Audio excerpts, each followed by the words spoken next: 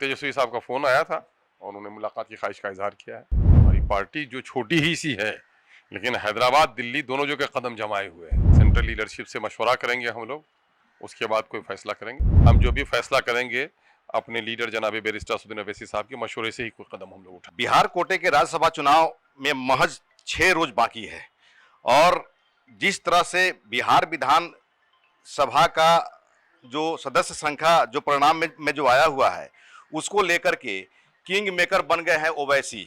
मतलब कि AIMIM जिधर जिस पलड़ा पर ये पार्टी बैठेगी उस पर उसके सिर पे ताज चढ़ेगा। तो इस पर हम लोग चर्चा करेंगे। आज चर्चा करने के लिए हमारे साथ हैं AIMIM के प्रदेश अध्यक्ष हैं अख्तरुल इमाम जी, विधायक हैं, नेता विधायक दल भी हैं। अख्तरुल जी, किधर बैठने का इरादा है, NDA की तरफ या महागठबंधन की तरफ? किसके सिर पे ताज चढ़ाइएगा? देखिए, अभी तो कई दिन बाकी हैं। अभी हम लोग विचार कर रहे हैं, अपनी सेंट्रल लीडरशिप से मशवरा करेंगे हम लोग, उसके बाद कोई फैसला करेंगे। आपकी पार्टी तो अब बड़ी हो गई, दिल्ली से जो है आपका कंट्रोलिंग चल रहा है, दिल्ली में आपका बुलाहट हुआ था राज्यसभा चुनाव को लेकर। जाहिर है कि हमारी पार्टी जो छोटी ही सी है, लेकिन हैदराबाद दिल्ली दोनों जगह कदम जमाए हुए हैं।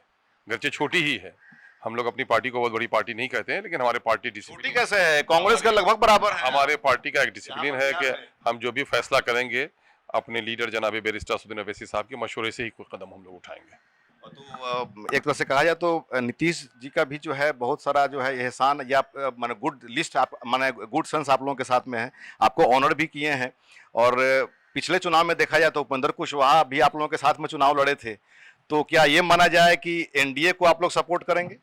नहीं, मैंने कहा ना कि जब तक हम लोग बिहार के प्रजन सिनेरियो में हम लोग जाकर बात कर लेते हैं साहब से, और उसके बाद ही हम लोग अपना कोई फैसला सुनाएंगे। और मामला ये है कि बैरिस्टर असदुद्दीन ओवैसी साहब से मशवरा करना है, हमारे MLA लोग हैं, सब लोग बैठ करके हम लोग मशवरा करेंगे और बैरिस्टर असदुद्दीन ओवैसी साहब का जो हुक्म होगा उसी पर पार्टी अमल करेगी। लेकिन RJD तो दावा कर रही है कि हम लोग जीतेंगे, अगर आप लोग साथ अगर मिल जाते हैं तो 41 वोट जो है फिक्स है। अच्छा ठीक है, देखेंगे हम लोग अपना, आप तो वो तो उनका मामला है, वो क्या सोच रहे हैं, लेकिन हम लोग तो अपना फैसला अपने तौर पर करेंगे। तो मतलब कि जिस तरह से 41 वोट की जरूरत है, और एक बार का ऐसा भी समय आया था कि आप जो है गाजा बाजा के साथ में राबड़ी आवाज पहुंचे थे कि भाई हम भी महागठबंधन में शामिल होंगे, लेकिन उन लोगों ने दोस्ती का हाथ नहीं ठुकरा दिया।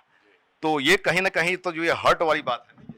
नहीं ठीक है, मामला ये है, उनका मामला था, उनका मामला है, हमारा अपना मामला है, हम अपने तौर पर जानते हैं। अब हम आपके यहाँ जा रहे हैं, आप किस तरह का सुलूक कीजिएगा आपका मामला है, मेरे यहाँ कोई आएगा तो मेरा दामन खुला हुआ है। लेकिन जानकारी तो मिल रही है कि RJD ने अभी तक आपसे कांटेक्ट नहीं किया है। नहीं, तेजस्वी साहब का फोन आया था और उन्होंने मुलाकात की ख्वाहिश का इजहार किया है।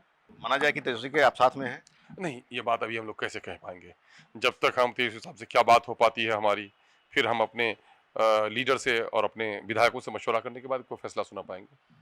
तो अख्तरुल जी का कहना है कि तेजस्वी यादव ने इनसे कांटेक्ट किया है। महज 5 रोज बाद 16 तारीख को वोटिंग भी है और काउंटिंग भी है। तो वैसी स्थिति में राज्यसभा चुनाव को लेकर के सरगर्मी बढ़ गई है और RJD ने कांटेक्ट किया है।